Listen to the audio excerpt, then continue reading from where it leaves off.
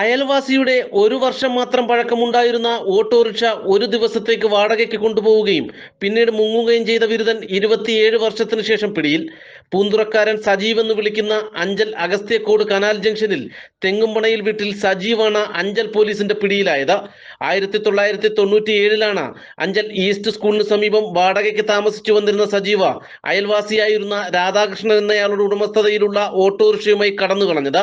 രാധാകൃഷ്ണൻ നൽകിയ പരാതിയിൽ പോലീസ് കേസെടുത്തതോടെ മുംബൈയിലേക്ക് മുങ്ങിയ സജീവ 7 വർഷത്തിനു ശേഷം കേരളത്തിലെത്തുകയും വിവിധയിടങ്ങളിൽ കുടുംബസമേതം മാറി മാറി താമസിച്ചു വരികയുമായിരുന്നു.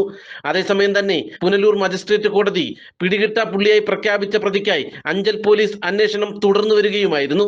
ഇയാൾ പിറവന്തൂർ പടയണിപ്പാറ എന്ന സ്ഥലത്ത് താമസിച്ചു വരുന്നതായി രഹസ്യ വിവരം ലഭിച്ച അഞ്ചൽ പോലീസ് ദിവസങ്ങളുടെ നിരീക്ഷണത്തിന് ശേഷം കഴിഞ്ഞ ദിവസം സജീവനെ പിടികൂടുകയായിരുന്നു. Anchal circle inspector Sabu, SI Tinkle Shashi, senior civil police ഓഫീസർമാരായ Vinod Kumar, Anilkumar, civil police officer Abeesh എന്നിവരടങ്ങുന്ന സംഘമാണ് പ്രതിയെ പിടികൂടിയത്. അറസ്റ്റ് രേഖപ്പെടുത്തിയ പ്രതിയെ വൈദ്യപരിശോധനകൾക്ക് ശേഷം കോടതിയിൽ ഹാജരാക്കി റിമാൻഡ് ചെയ്തു. നാട്ടുവാർത്ത, അഞ്ചൽ.